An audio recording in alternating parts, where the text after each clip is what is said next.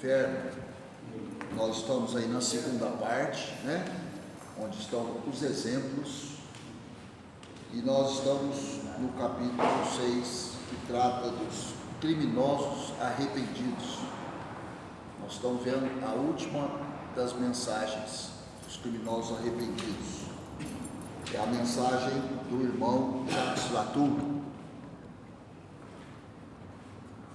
Só para lembrar, né? Nós começamos isso a semana passada. Esse Jacques Latour é o assassino condenado pelo júri de Foix e executado em setembro de 1864. Esse é aquele espírito que a grande provação dele era ter todas as vítimas, todos aqueles que foram vítimas dos assassinatos que ele cometeu, olhando para ele o tempo todo.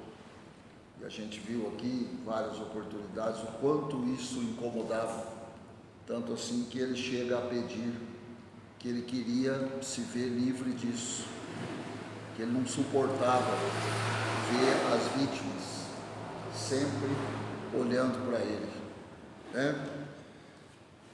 Silenciosamente olhando para ele. E aí agora a gente tem aqui algumas comunicações que ele proferiu para o presidente da Sociedade Espírita. Algum tempo depois, teve aquelas comunicações logo que ele foi executado, né? Ele se comunicou muito rapidamente. E essas daqui são comunicações que vieram algum tempo depois e através de evocação, porque as primeiras ele não foi evocado, ele certamente foi levado por algum guia, por algum, né, algum benfeitor espiritual até a sessão lá onde ele se manifestou, onde a gente viu as primeiras mensagens dele. Então é isso que nós já vimos. Então nós estamos parados aí no item 3 do Algarismo Romano. Já lemos o 1 e o 2, agora tem o 3. Terríveis são os meus sofrimentos, porém, depois que por mim orais, sinto-me confortado por bons espíritos. Então aqui já está no momento onde ele começa a entender tudo que se passou, né? Ele já começa a ver um pouco de luz através das orações que começaram, né, a ser dirigidas a ele, os quais me dizem para ter esperança. Compreendo a eficácia do remédio heróico que me aconselhastes e peço a Deus me dê forças para suportar essa dura expiação. Aliás, igual posso afirmá-lo ao mal que fiz.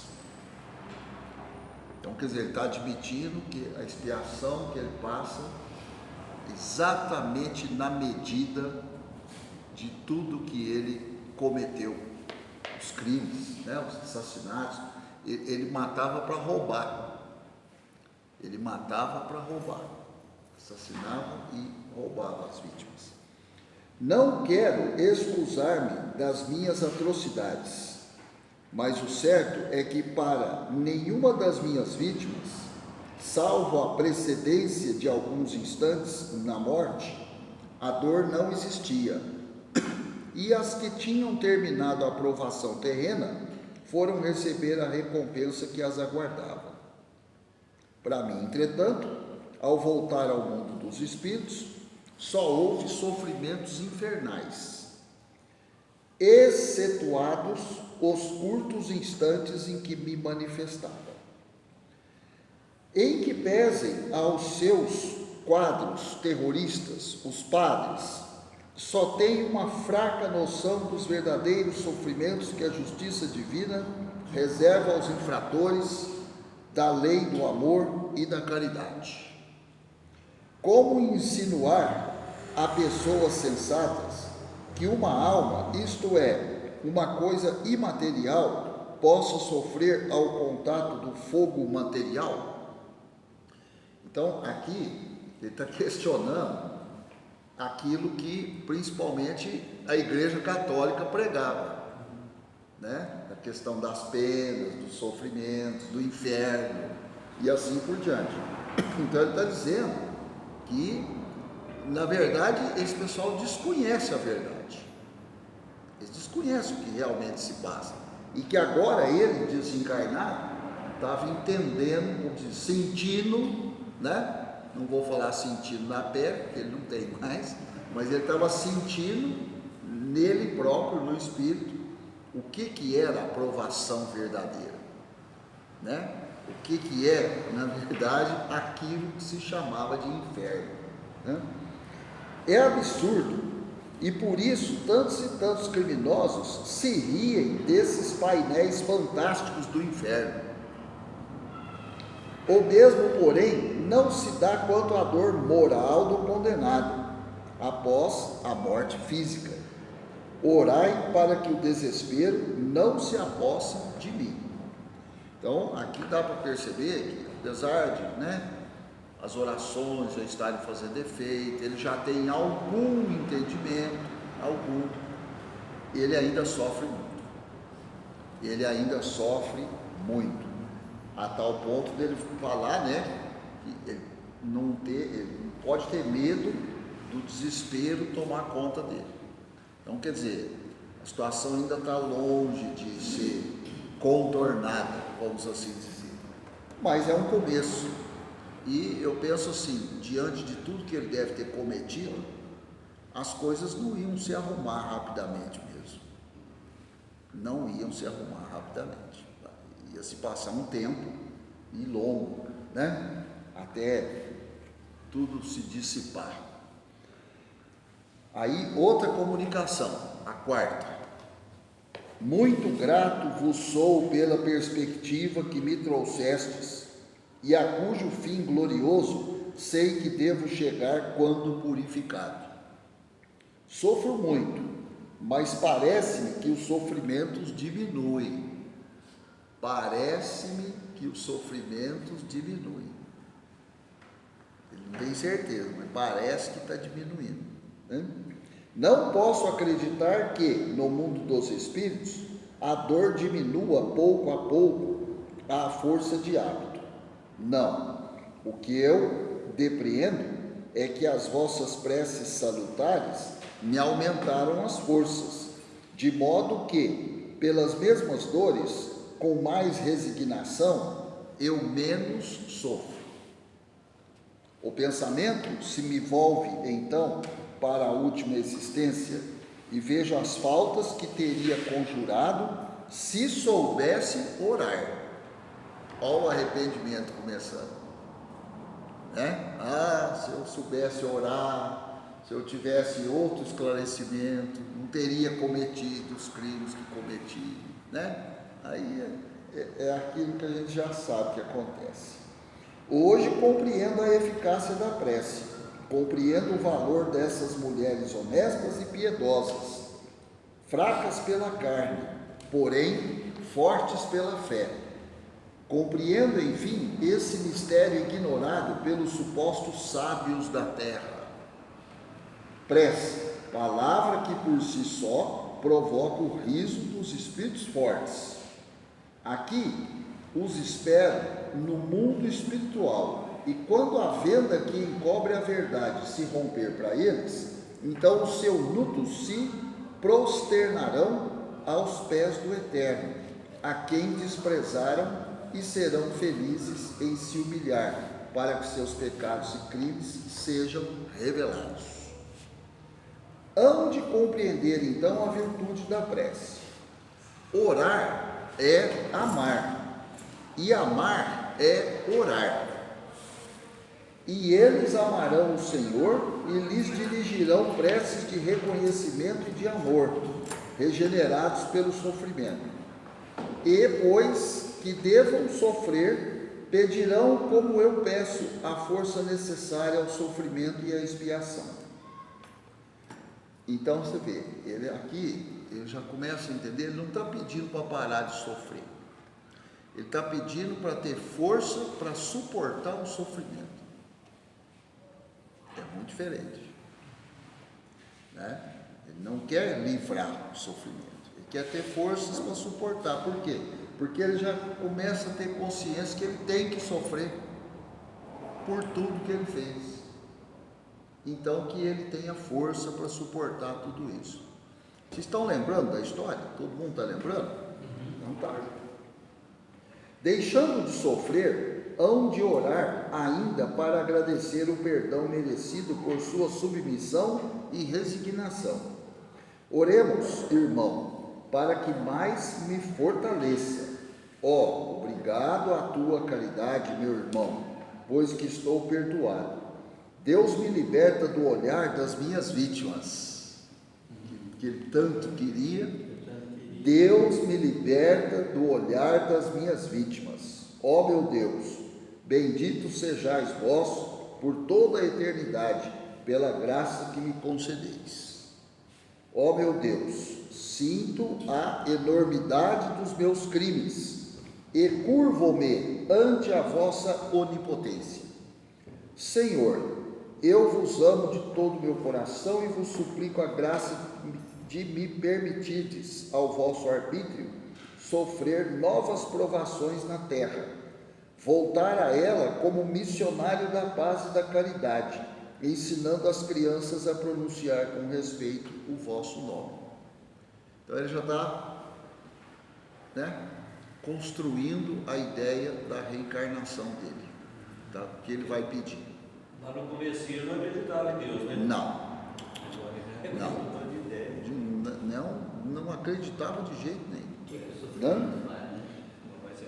Peço-vos que me seja possível ensinar que vos amem a vós, Pai, que sois de todas as criaturas. Obrigado, meu Deus.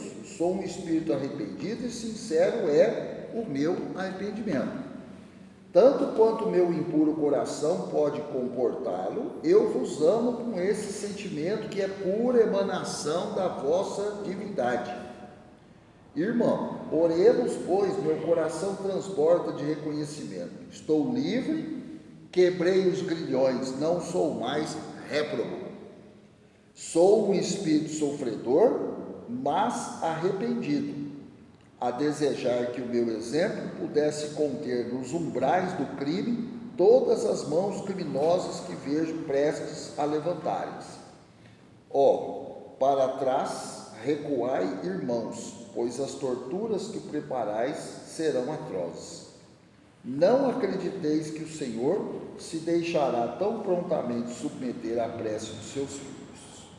São séculos de torturas que vos esperam. Então, quer dizer, ele está dando um aviso, uma advertência a todos os criminosos. Vão passar por séculos de sofrimento, de torturas, né? Então, que se corrija a rota antes que seja tarde, como com ele, né? Aconteceu. Agora, tem aí um comentário do guia do médium. O guia do médium que vai se manifestar, né?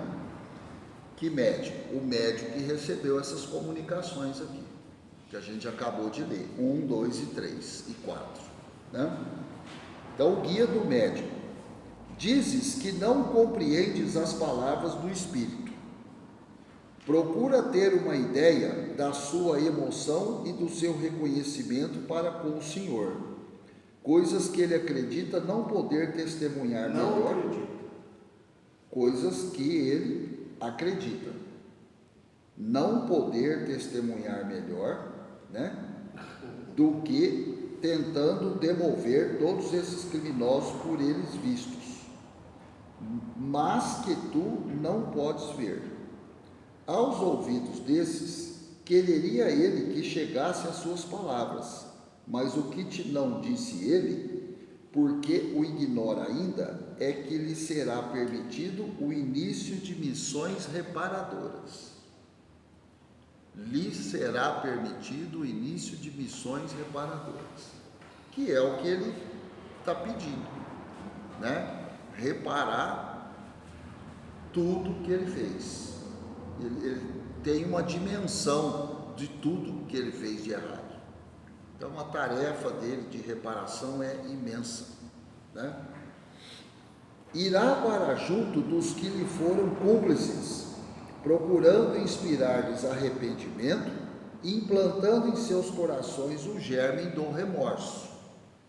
Frequentemente se vê na terra pessoas tidas por honestas lançarem-se aos pés de um sacerdote para se acusarem de um crime.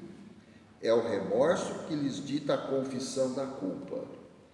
Pois, se o véu que te encobre o mundo, invisível, se desfizesse, verias muitas vezes o espírito cúmplice ou instigador de um crime, tal como o fará Jacques Latour, inspirando o remorso ao espírito encarnado, no afã de reparar a própria falta. Teu guia protetor, que é o guia do médium.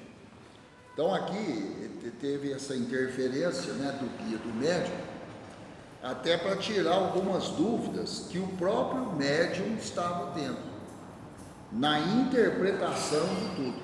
Porque aqui a gente está vendo a mensagem no céu e no inferno, então já passou pelo crivo de todos os espíritos superiores que inspiraram Allan Kardec. Então a gente já pegou muita coisa aqui bem mastigada, bem entendida. E eu entendi que quando esse espírito aqui proferiu essas comunicações, o médium ficou com dificuldade para entender muita coisa que ele comunicou. Por isso que o guia do médium interviu para ajudar o médium na interpretação correta dos fatos, né? Coisa que eu acho que até agora a gente entendeu tudo muito bem, mas por quê? Porque tudo que a gente leu aqui que foi ditado pelos espíritos superiores. Então já veio tudo muito bem explicado, né? Na elaboração da obra O Céu e o Inferno. Mais tarde, o médium de Bruxelas, o mesmo que recebera o primeiro ditado, obteve o seguinte: nada mais receeis de mim, que estou tranquilo, em que pese ao sofrimento que ainda tenho. É o Jacques Latour falando. Vendo o meu arrependimento, Deus teve compaixão de mim. Agora sofro por causa desse arrependimento, que me demonstra a enormidade dos meus crimes. Bem aconselhado na vida, eu não teria jamais praticado todo esse mal, mas, sem repressão, obedeci cegamente aos meus instintos. Se todos os homens pensassem mais em Deus, ou antes, se nele acreditassem, tais faltas não seriam cometidas. E o Durval lembrou bem, ele não acreditava em Deus. Agora ele acredita, mas ele não ignorava Deus completamente, né? Falha é, porém, a justiça dos homens. Uma falta muitas vezes passageira leva ao homem ao cárcere, que não deixa de ser um foco de perversão. Daí sai ele completamente corrompido pelos maus exemplos e conselhos. Bom, isso aí não mudou muito até os dias de hoje, né? Porque o que acontece dentro das prisões, a gente fica com a nítida impressão que sai todo mundo pior de lá. Porque o ambiente dentro dos presídios, o que se trama dentro dos presídios, a corrupção, junto com o sistema carcerário, com a justiça, com tudo, né? Onde às vezes a gente vê aí determinados criminosos de alta periculosidade eles montam verdadeiros quartéis generais dentro do presídio. Ali é uma fortaleza, é onde ele mais está protegido. Porque ali, a turma que está ali em volta é dele. Ele está mais protegido que se ele estivesse solto. Se ele estivesse solto, corria mais risco. Ali ele está numa fortaleza e está preso, com todas as mordomias, com tudo, né? Entra aluno e sai mestre. Pois é. Ele compra todo mundo, né? Então você vê, nessa época aqui, 1860 e poucos, já tem uma crítica dessa podridão dentro do sistema carcerário. Dado, porém, que a sua índole seja boa e forte, para se não corromper, ainda assim, de lá saído, ele vai encontrar fechadas todas as portas. Isso também não mudou. Retraídas todas as mãos, indiferentes todos os corações. Que lhe resta, pois? Realmente, né? Pegar alguém aí, bater na porta da sua casa, pedir um emprego, fazer um servicinho ali temporário, mas na apresentação a pessoa fala, é porque eu acabei de sair da prisão, por isso que eu estou pedindo esse serviço. Qual seria a nossa reação? Acabei de sair da prisão. Nós vamos ficar temerários. Como é que eu vou pôr um ex-presidiário dentro da minha casa? Ficar aqui sozinho com ele, aqui trabalhando. Né? Complicado. Tá? Que lhe resta, pois? O desprezo, a miséria, o abandono e o desespero, se é que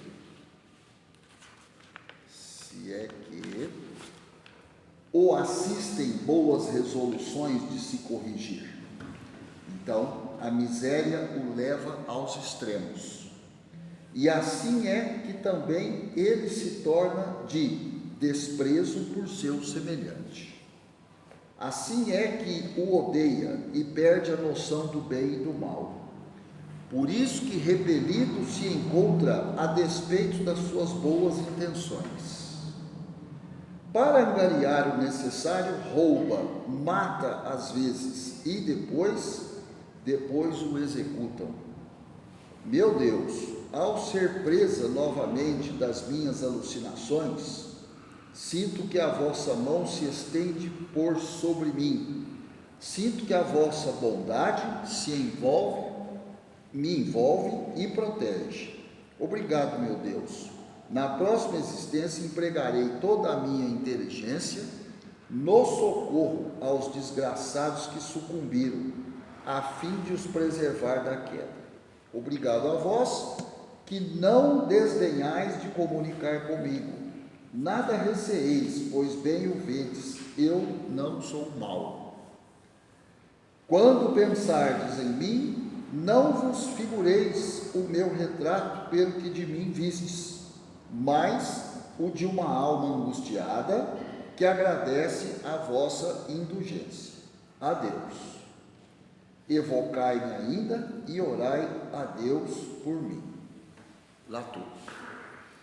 Então, quer dizer, essa comunicação aqui, ele faz um desabafo muito grande, né? Reclama do contexto da época, que é um contexto que existe nos dias de hoje. Praticamente tudo que ele falou aqui é a realidade de um ex-presidiário hoje. Claro, tem as exceções? Tem. Eu não vou falar que todo mundo sai, né, de um presídio piorado, mesmo porque eu não tenho esses dados, mas pelo que acontece aí nos cárceres, nos presídios, a gente não põe muita esperança num ex-presidiário, lamentavelmente.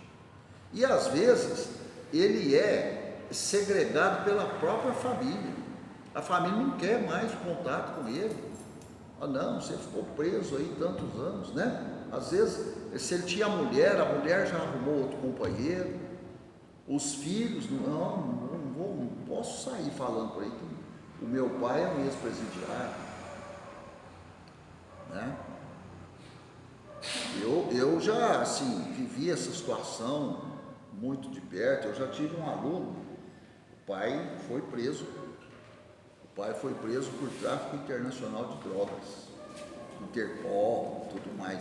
E o menino, a gente via assim que ele ficava extremamente constrangido quando esse assunto era abordado, né?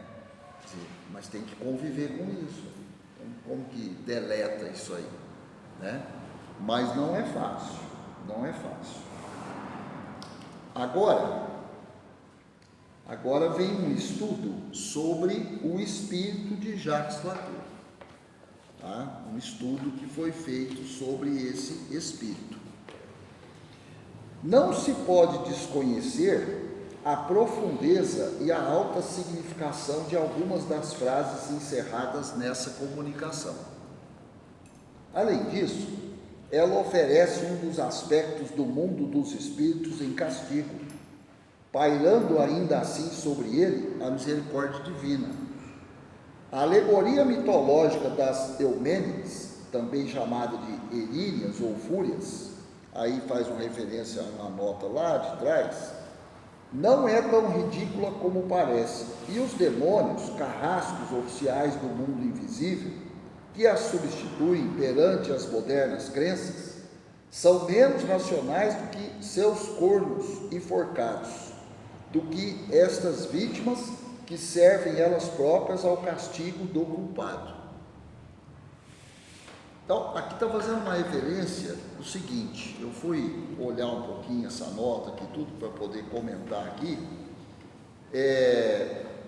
Aqui está fazendo uma comparação daquilo que, por exemplo, a igreja divulgava sobre as penas, o inferno e tudo mais, né? E o que esse espírito verdadeiramente passou. Então você vê, quem foi o carrasco dele, ou os carrascos, verdadeiros carrascos? As vítimas dele. Não foi nem o cara lá que passou a guilhotina nele, foram aqueles que ele assassinou durante a existência dele. Esses foram os juízes do julgamento dele, né? Enquanto que o que se pregava na época é que existia aí, vamos supor, um capeta, um demônio, uma criatura qualquer com chifres, que era esse que você ia enfrentar por ser um criminoso. E não, ele enfrentou foi as vítimas, o olhar das vítimas que tanto incomodava ele, né? Calado e incomodava, né? Exatamente. Admitindo-se a identidade desse espírito, talvez se estranhe tão pronta mudança do seu moral. Eu também fiquei com essa impressão, que foi num intervalo de tempo curto que ele mudou. Posso estar enganado, mas eu fiquei com a impressão que foi num tempo curto. Porque eu também fiquei com a impressão que esse Jacques Latour, enquanto encarnado, aprontou todas. Devia ser terrível esse cara, né? É o caso da ponderação já feita de que pode um espírito brutalmente mau ter em si melhores predicados do que o dominado pelo orgulho ou pela hipocrisia. Essa reversão a sentimentos mais benéficos indica uma natureza mais selvagem que perversa, a qual apenas faltava boa direção. Inclusive ele fala aqui atrás, numa das comunicações, que ele sente assim, que faltou ele receber bons conselhos, boas instruções. Mas eu imagino também que ele devia viver no meio de ignorantes, né? Pelo jeito passou muito tempo preso, aí cometia um crime, ia preso, aí vivia ali dentro daquele ambiente do cárcere, depois saía, cometia outro crime, até que chegou um dia que certa sociedade cansou dele e falou, corta a cabeça dele. Pronto. Vamos encerrar a história aí com o Latour, né? Comparando essa linguagem com a de outro espírito, adiante consignada sob a epígrafe, castigo pela luz, é fácil concluir qual dos dois seja mais adiantado moralmente, apesar da disparidade de instrução e hierarquia social, obedecendo um ao natural instinto de ferocidade, a uma espécie de superexcitação, ao passo que o outro empresta à perpetração dos seus crimes a calma e sangue frio, inerentes às lentas e obstinadas combinações, afrontando ainda depois de morto o castigo por orgulho. Esse sofre e não o confessa, ao passo que aquele prontamente se submete. Também por aí podemos prever qual deles sofrerá mais tempo, diz o espírito Latour. Eu sofro por causa desse arrependimento que me demonstra a extensão dos meus crimes. Aí está um pensamento profundo. O espírito só compreende a gravidade dos seus malefícios depois que se arrepende. O espírito só compreende a gravidade dos seus malefícios depois que se arrepende, de fato. Antes de se arrepender, ele não tem a dimensão do que ele fez, mas nenhuma, né? O arrependimento acarreta o pesar, o remorso, o sentimento doloroso, que é a transição do mal para o bem, da doença moral para a saúde moral.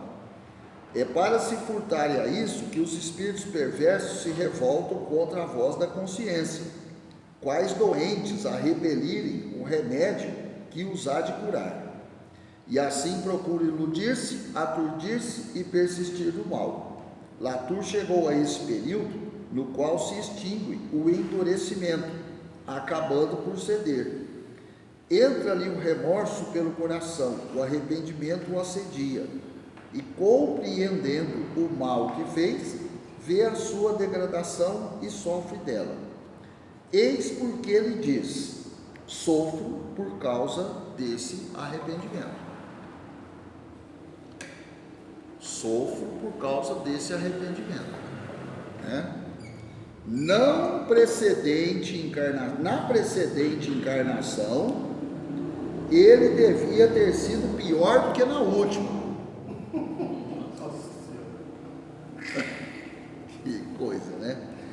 Visto que, se tivesse arrependido como agora, melhor lhe teria sido a vida subsequente.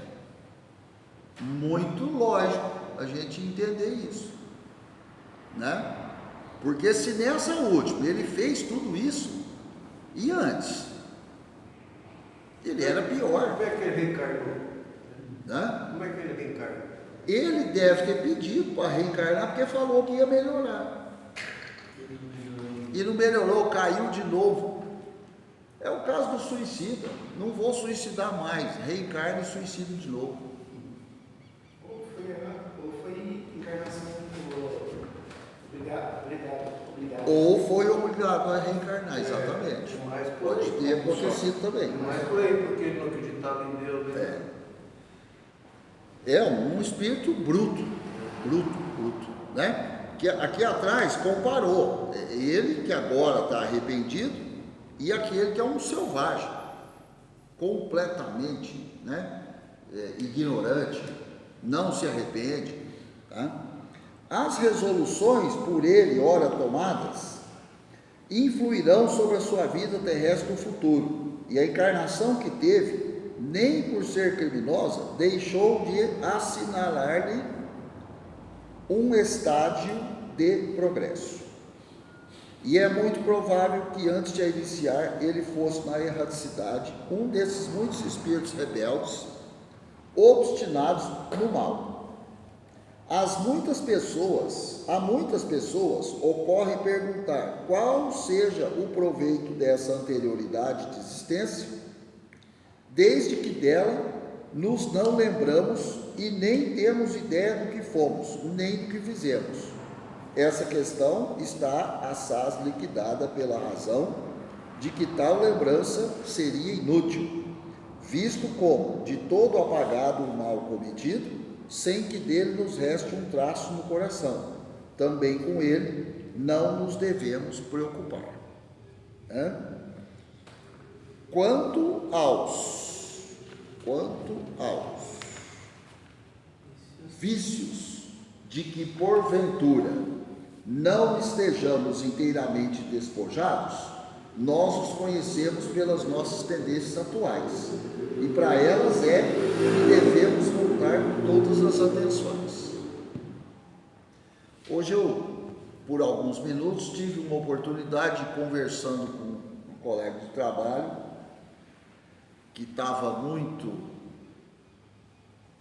com muita vontade de saber das existências anteriores, e eu acho que eu fui bastante intuído em explicá-la e convencê-la de que seria melhor ela não querer saber sobre as existências anteriores, porque ela poderia não suportar as existências anteriores desfiladas na frente dela.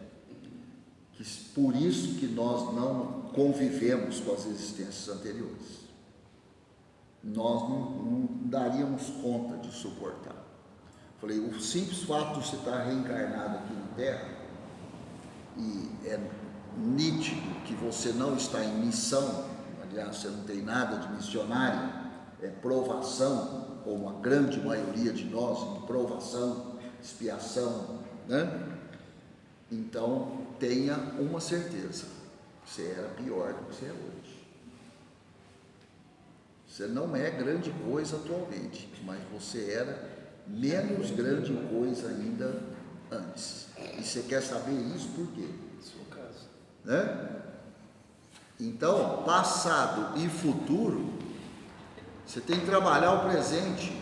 Faça o bem, vai estudar, vai frequentar uma casa onde tem estudo sério, né?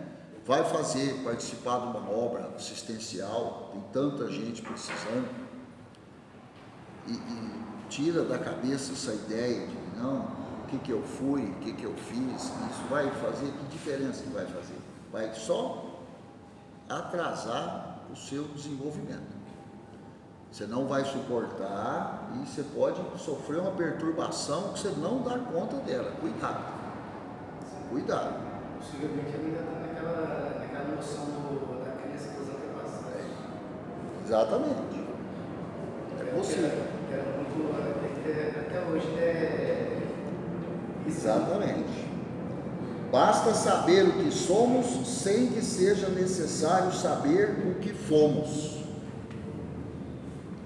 Nós nem sabemos o que nós somos. Aí você quer saber o que nós fomos? É muita pretensão.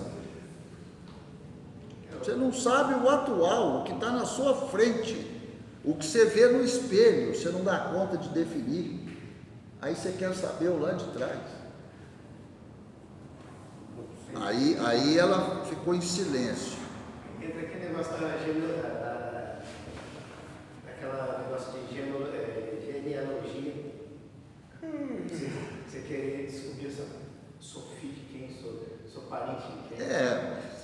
Até um certo ponto tudo bem, mas você não vai dar conta de ir lá no começo. A maioria que pensa assim. Você vai lá para as cavernas, né? Se considerarmos as dificuldades que há na existência para a reabilitação do espírito, por maior que seja o seu arrependimento, as reprovações de que se torna objeto, devemos louvar a Deus por ter cerrado esse véu. Devemos louvar a Deus por ter cerrado esse véu, né, sobre o passado. E devemos louvar mesmo. Que bom que a gente não sabe do passado. Que bênção. Né? Condenado a tempo ou absolvido que fosse, os antecedentes de Latour falo-iam enjeitado da sociedade. Quem o acolheria com intimidade, apesar do seu arrependimento? Entretanto, as intenções que ora patenteia como espírito nos dão a esperança de que venha a ser na próxima encarnação um homem honesto e estimado. Suponhamos que soubesse que esse homem honesto fora Latour e a reprovação continuaria a persegui-lo. Esse véu sobre o passado é que lhe franqueia a porta da reabilitação. Esse véu sobre o passado é que lhe franqueia a porta da reabilitação. Porque pode, sem receio e sem pejo, ombrear-se com os mais honestos. Quantos há que desejariam poder apagar da memória de outrem certas fases da própria vida? Está pegando pesado aqui, hein? Com todos nós. Qual a doutrina que melhor se concilia com a bondade e a justiça de Deus? Ademais, essa doutrina não é uma teoria, porém o resultado de observações. É a beleza do Espiritismo. Não é uma teoria, é observação. O Espiritismo inteiro é observação. Inteiro. Por certo, não foram os espíritos que a imaginaram, porém eles viram e observaram as situações diferentes que muitos espíritas apresentam, e daí o procurarem explicá-las, originando-se então a doutrina. Acreditaram-na, pois, como resultante dos fatos, e ainda por lhes parecer mais racional que todas as emitidas até hoje, relativamente ao futuro da alma. Não se pode recusar a estas comunicações um grande fundo moral. O espírito poderia ter sido auxiliado nesses raciocínios e, sobretudo, na escolha das suas expressões, por outros mais adiantados, mas o fato é que estes apenas influem na forma, que não na essência, e jamais fazem que o espírito inferior esteja em contradição consigo mesmo. Assim é que, em Latour, poderiam ter poetizado a forma do arrependimento, mas não lhe insinuaram contra a sua vontade, porque o espírito tem o seu livre-arbítrio. Então, ele de fato se arrependeu. Ele não foi insinuado a se arrepender, em nenhum momento. Em Latour, lobrigaram o germe dos bons sentimentos e por isso o auxiliaram a exprimir-se, contribuindo assim para desenvolvê-lo, ao mesmo tempo em seu favor imploravam comiseração. Que há de mais digno, mais moralizador, capaz de impressionar mais vivamente do que o espetáculo desse grande criminoso, exprobando-se a si mesmo o desespero e os remorsos? Desse criminoso que, perseguido pelo incessante olhar das suas vítimas e torturado, eleva a Deus o pensamento implorando misericórdia? Que será isso um exemplo salutar para os culpados? Posto que simples e desprovidos de fantasmagóricas encenações, compreende-se a natureza dessas angústias, porque elas, apesar de terríveis, são racionais. Então, aqui de novo, está fazendo uma crítica, muito construtiva àquilo que sempre foi errônea e equivocadamente ensinado sobre as penas, o inferno e tudo mais. Poder-se-ia talvez estranhar tão grande transformação num homem como Latour, mas por que havia de ter inacessível de ser inacessível ao arrependimento?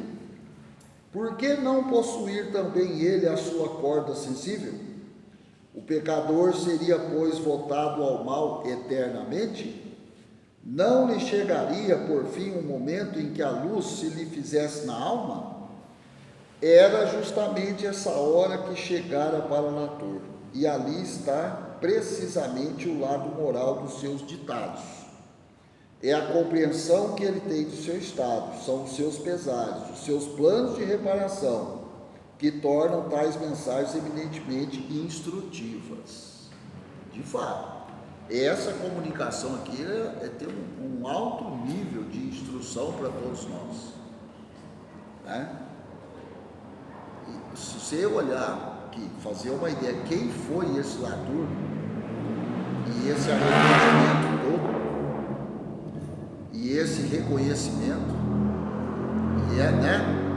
e essa clareada na forma de entender tudo que ele fez, passar a acreditar em Deus, ele por si só, baseado em tudo que ele passou. Ninguém ficou pondo Deus na cabeça dele, ninguém. Ele sozinho passou a entender o que é Deus. Que haveria de extraordinário se Latour confessasse um arrependimento sincero antes da morte, se dissesse antes da morte o que veio dizer depois? Não há quanto a isso inúmeros exemplos. Uma regeneração antes da morte passaria aos olhos do maior número de seus iguais, por fraqueza, mas essa voz do além-túmulo é seguramente a revelação daquilo mesmo que os aguarda. De fato, se ele demonstra esse arrependimento todo lá na hora da guilhotina, não teria o mesmo efeito dele agora, na condição de espírito errante, nessas comunicações. Até porque ninguém ia acreditar nele, né? Ele nem acreditava em Deus. Aí, a hora que ele, não, porque eu estou arrependido, os compadres